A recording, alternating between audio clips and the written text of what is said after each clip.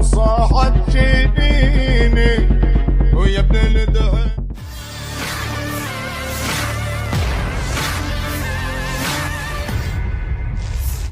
Media sosial diramaikan dengan rekaman momen kendaraan militer Israel meledak saat tengah melintasi kamp di Palestina. Rekamannya juga beredar di Telegram pada Rabu 24 Juli 2024. Dalam keterangan unggahan disebutkan, inilah momen kendaraan militer pasukan pendudukan menjadi sasaran di kamp Dezeh pada waktu subuh. Ledakan diduga dipicu tembakan dari pejuang Palestina. Meski pasukan Israel di dalamnya selamat, namun kendaraan lapis baja mengalami kerusakan parah. Rekamannya pun menuai berbagai komentar dari warganet. Memasuki hari ke-290 serangan ke jalur Gaza, pasukan pertahanan Israel atau IDF tampaknya sudah mulai lelah menghadapi gerakan perlawanan Palestina Hamas. Sebuah survei yang diterbitkan, media Israel mengungkapkan mayoritas atau sekitar 62% pasukan Israel ingin gencatan senjata dilakukan.